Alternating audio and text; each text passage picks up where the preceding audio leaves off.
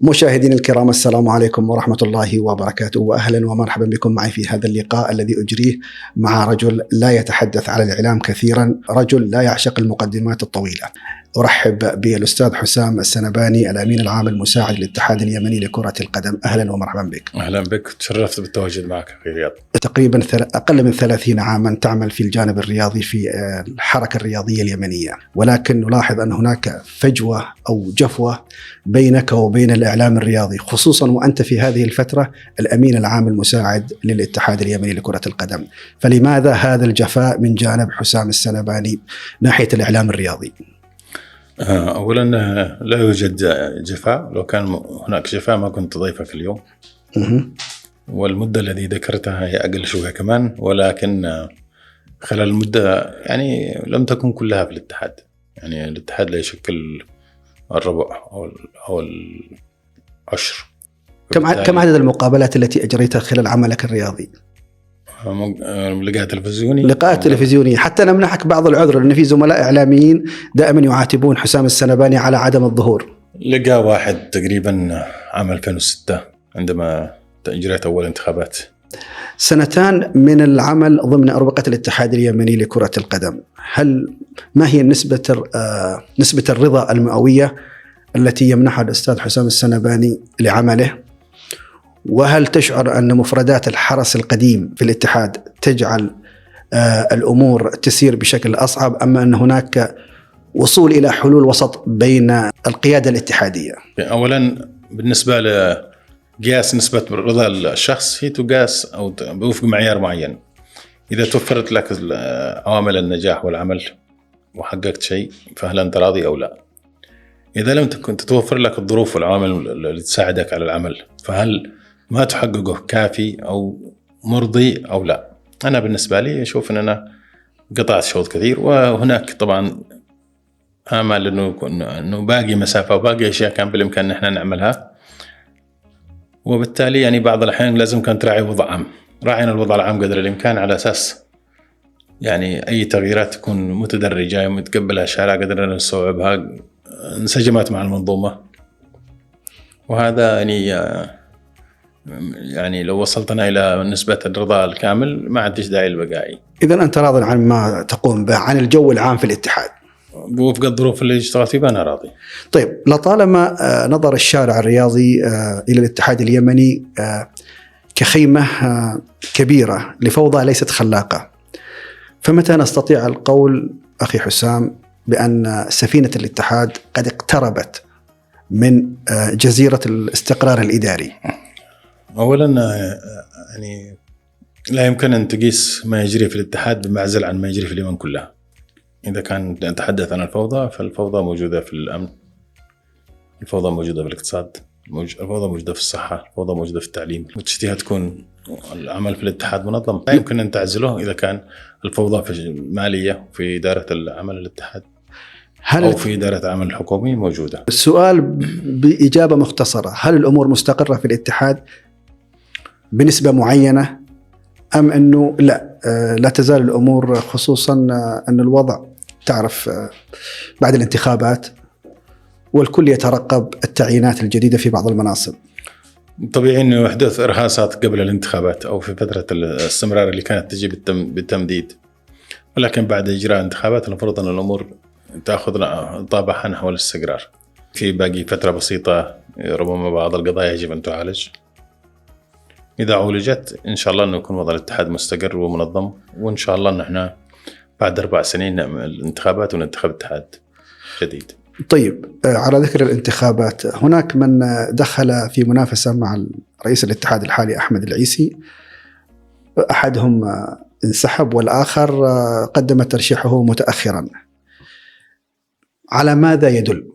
والله أولا موضوع الملفات الترشيح والأشياء هي بيد اللجنة اللي شرفت على الانتخابات يعني، لكن أنا أرحب أنه يكون في مرشحين يجوا من الوسط الرياضي، من اللي عملوا في أندية، عملوا في فرق اتحاد، عملوا وجاء من رحم الرياضة، حتى لو كان من الداعمين أو رجال المال. أما واحد يجي غير معروف تماما وش يطلع رئيس الاتحاد، يشوف أنه يجوزان مبكرة، هذول يتفضلوا يقدموا ويشتغلوا، ولا 4 سنين تمر في لمح البصر ويجوا بعد 4 سنين وكلنا عارفين انهم عارفين ما قدموا، ونقدر نعطيهم الامانات. سأذهب إلى قضية تهم الشارع الرياضي في الوقت الحاضر فرضت حضورها، هي حكاية المكافآت الاتحادية التي أطلقها أحمد العيسي بعد الفوز على البحرين.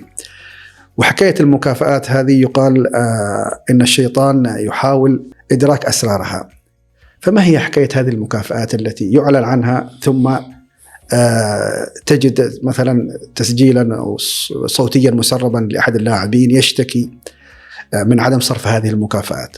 طبعا لازم نكون صادقين، النظرة أبعد من مجرد مكافأة.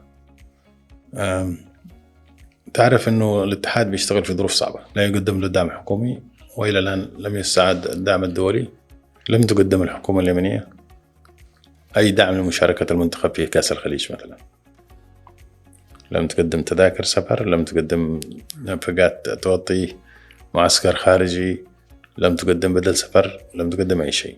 في وعود، والوعود بنيت عليها وعود، وهي سلسلة من الوعود قال به رئيس الاتحاد هو ملتزم بتنفيذه وعليه أنه ينفذه تجاه اللاعبين. يعني بالنسبة للاعب اللي قال الكلام ما فيش ملامة، يعني هو كان بيتكلم أساسا إلى جروب من زملاء اللاعبين.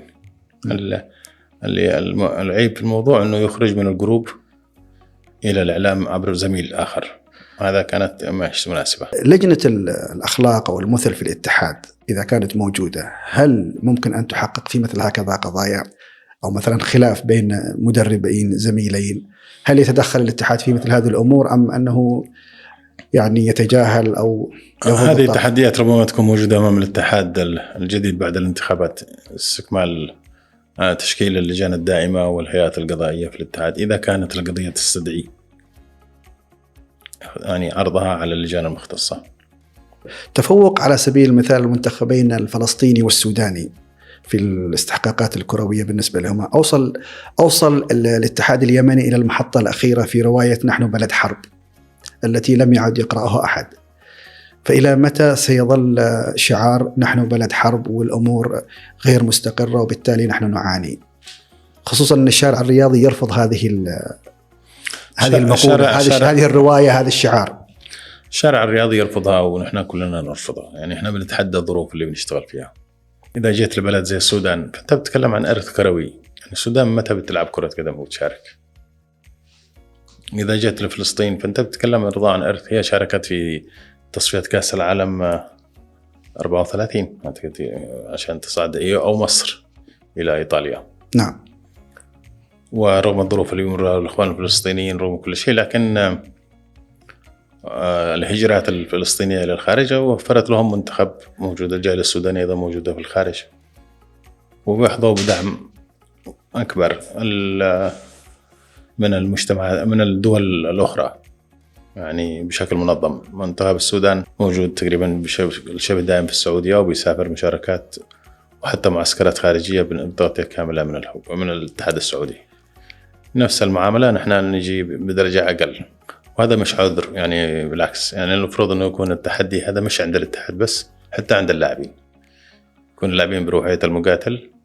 إذا كان هذا موجود فممكن تحصل نتائج أكبر. إذا استبعد طبعا موضوع الجانب البدني، يعني عادة ما يعني إذا يوصف اللاعب اليمني فما هوش لاعب بدني قوي ولاعب مهاري، فلهذا يعني ربما الجانب البدني بيساعد السودان أو بيساعد فلسطين أكثر منه. وأعتقد أيضا المنتخب الموريتاني الذي حقق إنجازات كروية استعان بلاعبين أجانب ليسوا موريتانيين، أجانب مجنسين. أوكي، إحنا التجنيس بالنسبة لنا من 10 المستحيلات، لأنه مش قرار يخص الاتحاد، قرار حكومي، والذي هم تنطبق عليهم الشروط والمعايير الرسمية ما بيجنسوا، فما بالك لما تجيب الواحد لكرة القدم. قيادات أندية عدن البعض يراهم أشباحا تفتش عن سراب، والبعض الآخر يراهم أطفالا يصنعون عرشا من تراب. ماذا تقول لقيادات أندية عدن؟ لا بالعكس، أنا كنا لهم كل التقدير والاحترام، وبالذات اللي بيبذلوه بعضهم مع أنديتهم، لكنه يجب أنه يكون الرغبة في البناء أكثر من الرغبة في الصراع. فإذا كان الرغبة في البناء موجودة ما يهمش أين أقف اليوم، لكن المهم لا ينسى أصل غدا. هذه إذا غلبت تختفي كل المشاكل إن شاء الله. هل هي إجابة دبلوماسية؟ إجابة مش دبلوماسية، ولكن يعني أهل أمل أن تتحقق إن شاء الله. هل اتجاه سير قيادات الأندية العدنية يوحي بأن هناك نقطة التقاء قادمة، أم أنه يستحيل أن يلتقيها هذان الخطان، خط الاتحاد اليمني الشرعي مع أندية عدن؟ من الأفضل أنه يجاوب على هذا السؤال شخصيا من القيادة الرياضية من عدن.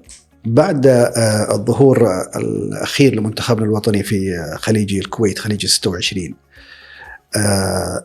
منتخبنا الوطني لم يعد تلك الرعشة الخفيفة في الجسد الكروي الخليجي، حقق نتائج جيدة.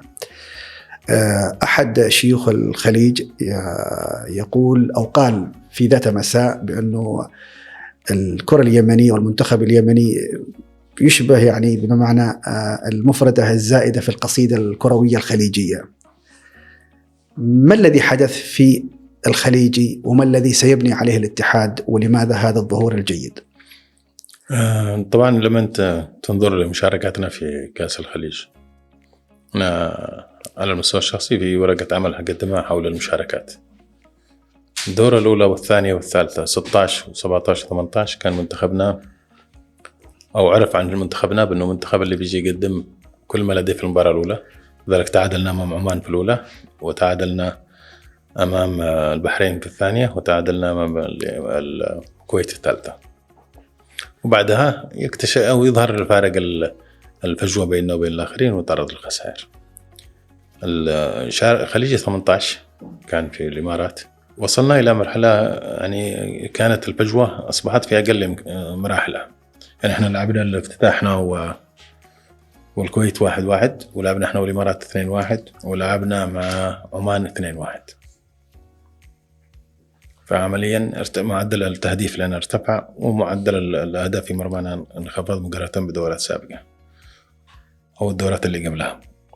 فكان المفترض أنه نجي في خليج 19 وتكون النتائج أحسن. للأسف حصلت ضرب شوية في النتيجة، الأمور مختلفة، ومرت المرحلة إلى خليج 22 حصل تحسن نوعي، وعاد بعدين من جديد بسبب ظروف الحرب واللي حصلت في اليمن والمشاكل إلى خليج 25 وخليج 26 اللي شهد أول فوز يمني.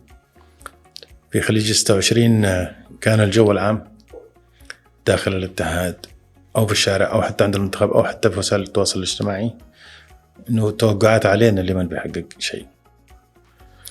مباراتنا أمام الكويت الودية كان حتى الأخوان الكويتيين بيقولوا بعد المباراة إحنا قلنا أكيد اليمن هتعمل حاجة. من خلال حديثك أرى أخي حسام أن لديك رؤية فنية شاملة للمشاركات السابقة وللمشاركات القادمة أيضا. فهل من خلال هذه الرؤية الفنية التي تدعمها بالحديث وبالأرقام ممكن أن المنتخب الوطني يصل إلى ما هو أفضل وأجمل من 3 نقاط في البطولة الأخيرة؟ طلب مني في الفترة الماضية أن أنا أعد ورقة عمل حول مشاركات اليمن في كأس الخليج، ولهذا يعني هي ليست فنية لأنه أنا مش مدرب، ولكن إذا تجيبها من باب إداري، من باب الإحصائيات والأرقام، من باب تحليل الصورة العامة للمشاركات، أقدر أقول لك كيف مرينا في كل مرحلة من مراحل مشاركتنا في كأس الخليج. ومن خلال هذه يعني أيضا عالجات لها أو تغيير الصورة النمطية أو البناء على ما وصلنا إليه، وليس قرار حسام السنباني وحده، ويمكن قرار الاتحاد وخلف الاتحاد قرار بلد.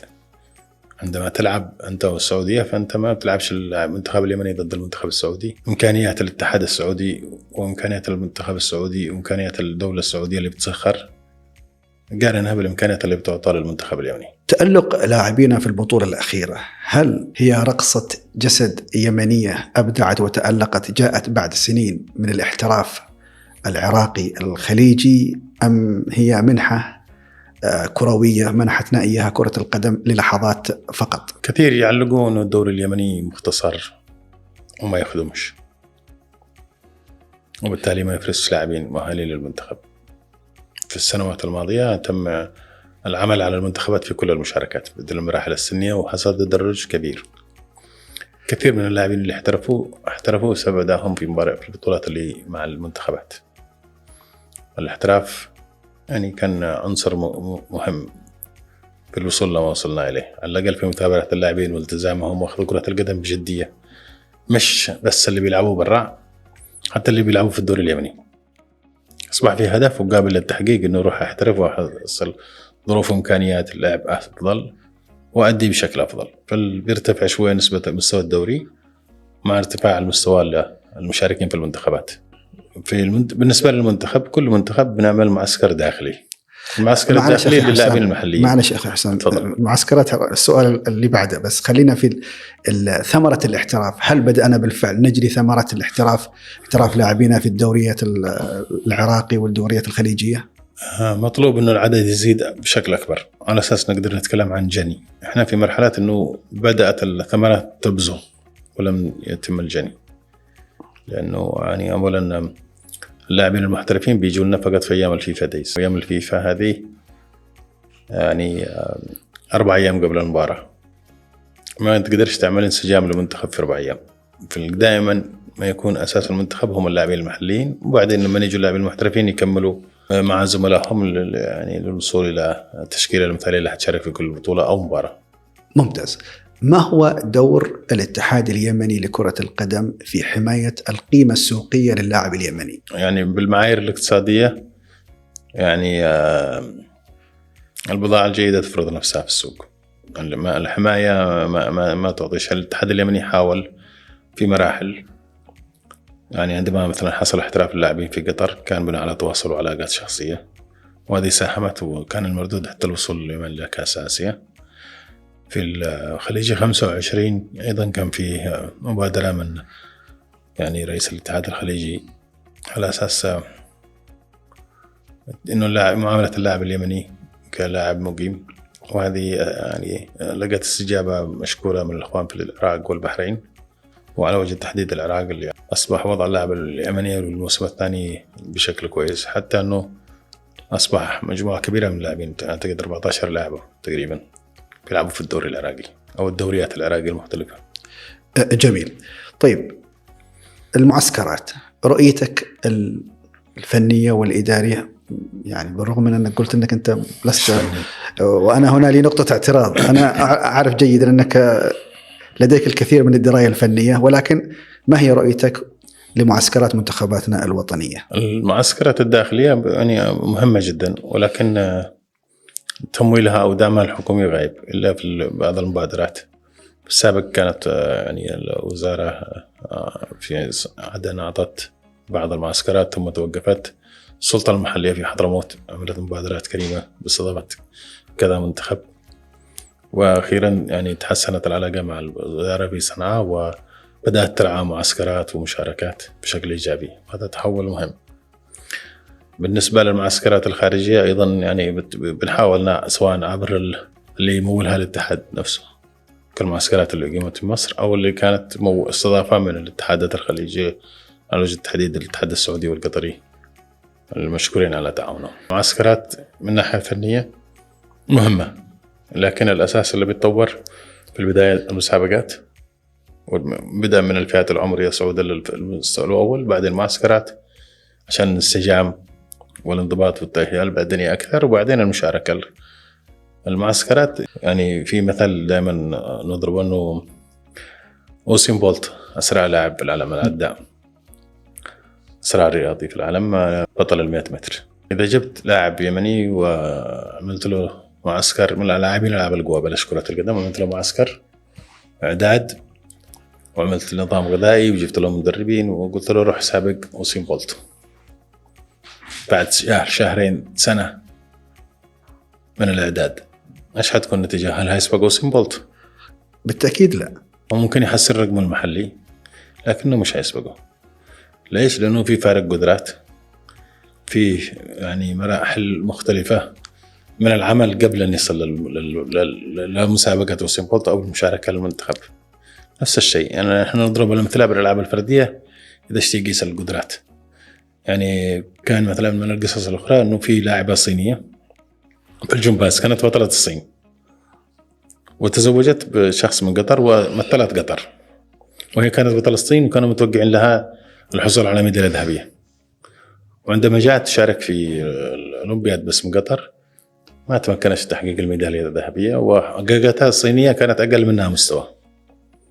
فعندما سألوها إيش اللي حصل قالت رتم الحياة في قطر يختلف عن بطيء، يختلف عن رتم الحياة في الصين، وإحنا رتم الحياة عندنا وأشياء كثيرة بطيئة، لا نزال أساس نحسن القدرات، نحسن المنظومة بشكل عام، نجي للنتائج. المعسكرات مهمة ولكنها ليست كل شيء، والمعسكرات طويلة ما تأتي اجتماعها. على ذكر التمويل، ألاحظ دائما أن الاتحاد الكروي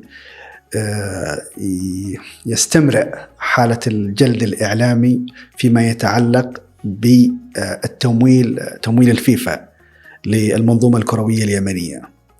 هذه القصة وهذه الحكاية التي أصبحت مجالا خصبا للحديث عنها، وكل يرمي في الاتجاه الذي يريد.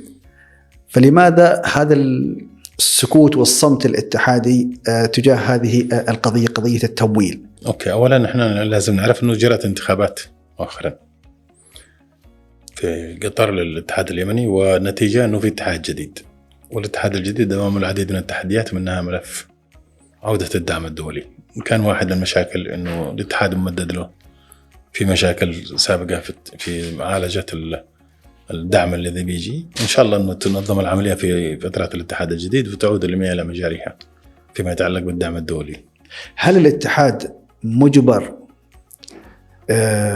بعرض شفاف لما يستلمه من الاتحاد الدولي لكرة القدم أمام الجمهور، أمام الإعلام؟ حتى لا، الاتحاد لازم يعرض ميزانيته بشكل سنوي، أوكي، كأي مؤسسة أخرى سواء تجارية أو خاصة أو أهلية. بالنسبة للفيفا هو ملزم أنه يصفي وفق المعايير المحاسبية المعتمدة كل المساعدات أو الدعم اللي بيقدم له وأوجه الصرف الذي مخصص له. أخي حسام، وأنت تتحدث عن معسكرات وعن المدربين وعن المنتخبات، من هو المدرب؟ هناك الكثير من الأسماء التي دربت منتخباتنا الوطنية.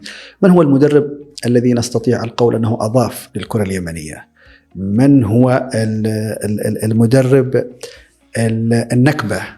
من هو المدرب الفهلوي؟ بعض المدربين جاءوا عملوا وحاولوا يتأقلموا مع الظروف اللي في اليمن، وهنا بدأ الفشل. أوكي، وفي مدربين جاءوا حاطين معايير وظلوا يحاولوا قدر الإمكان أنهم يشتغلوا وفق المعايير اللي بيشتغلوا فيها بالأجواء الاعتيادية، وحصل التغيير. أنا بجيب مدرب على أساس يغيرني، مش أغيره على أساس يتلاعب معي. أشوف أنا أنه ميروسلاف بالذات في المرة الأولى اللي جاء في 2014 خليجي 22 يعني حقق قفزة نوعية لكرة القدم اليمنية.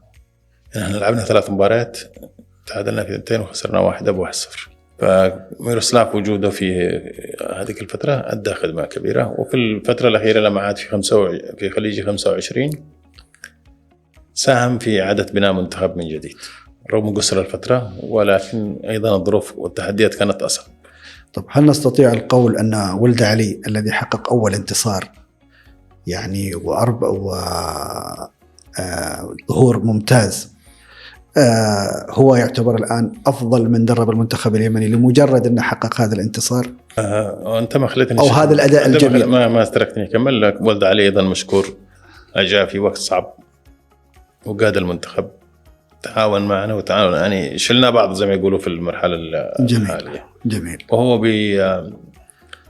بيأدي الدور وفق يعني نظرة فلسفية أنه يعني يعشق المجتمعات اللي تقبل التحدي واللي ظروف شاقة. كان في فلسطين وجاء مع اليمن وقدر، يعني لازم ننصفه، وقدر أنه يعمل شيء رغم الظروف الصعبة.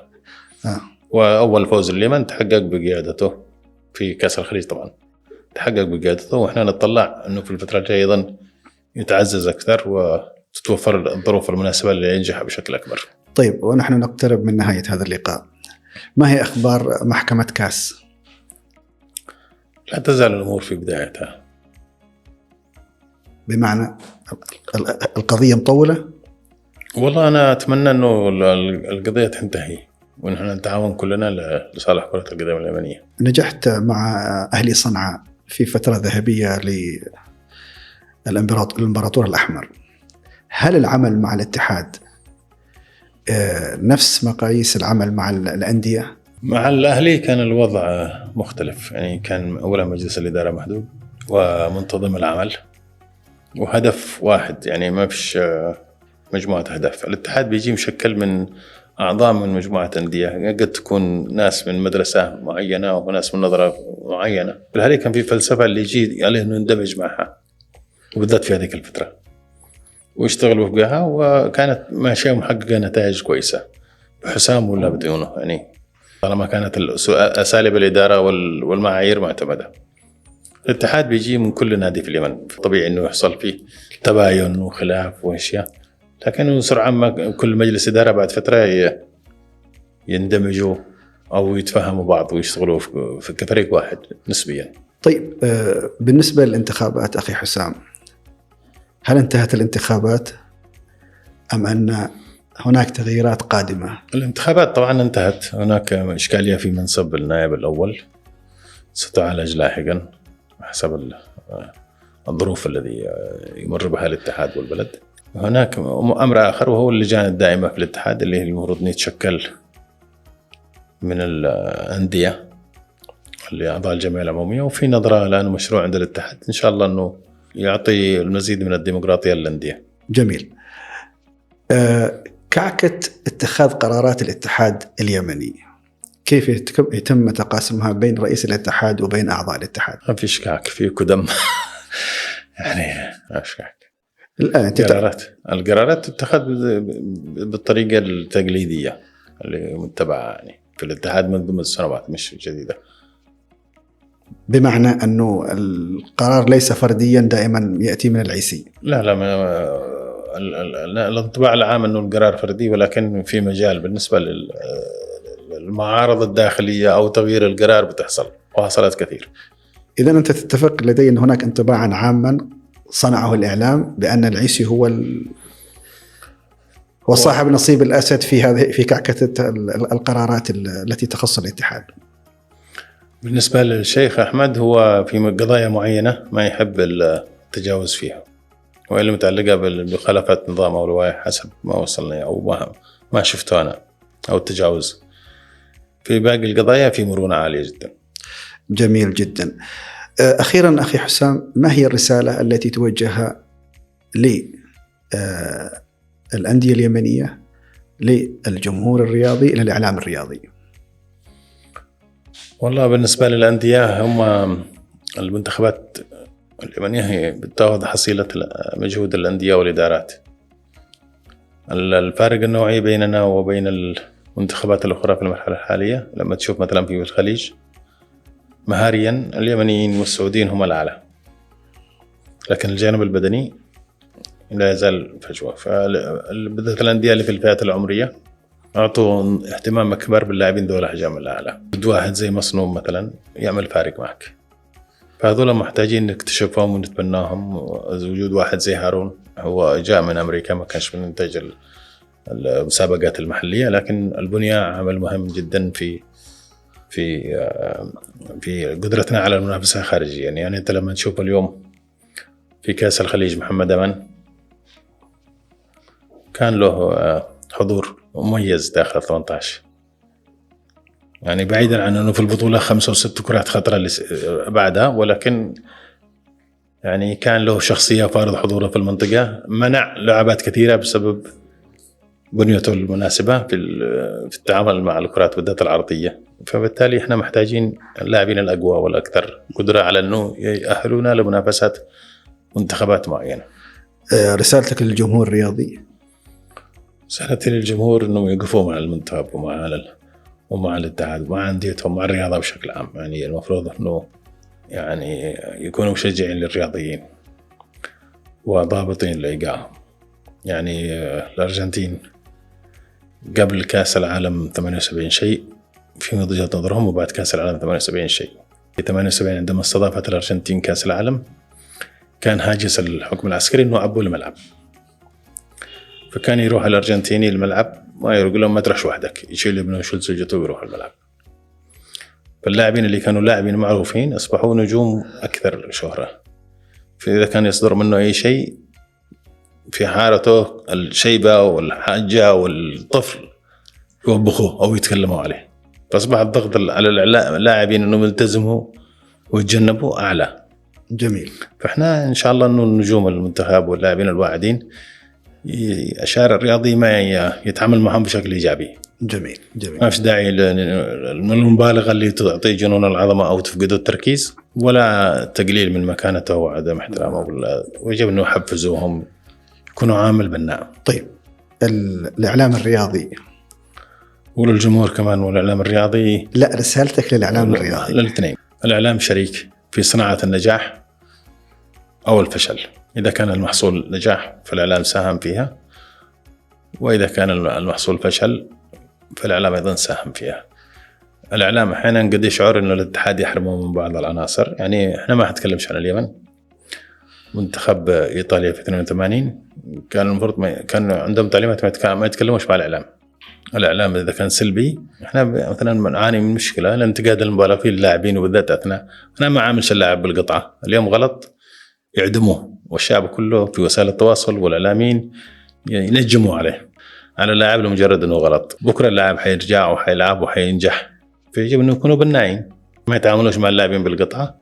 وبالتالي أحيانا لما تجي مشاركة إحنا حتى بنحاول نبعد اللاعبين تماما عن وسائل الإعلام، سواء اللي عبر التلفون أصبح ولا عبر البرامج، وبعض المراسلين أو المقدمين البرامج يلاحق بعد اللاعب إلى كل مكان وعايز الأخبار حصريا وكذا. وإحنا في علاقة أنه أنا عايز خصوصيتي وأنت عايز سبق، لا بس العلاقة تكون متوازنة. الأستاذ حسام السنباني الأمين العام المساعد للاتحاد اليمني لكرة القدم، شكرا جزيلا لك. شكرا لك أخي رياض على إتاحة الفرصة، وأتمنى أن أنا وفقت في إيضاح الصورة لك وللأخوة المهتمين. تمنيت أنه تكون المرحلة القادمة مرحلة نجاح إن شاء الله، وعمل شاق إن شاء الله، تحقيق النجاح وتضافر الكل إن شاء الله.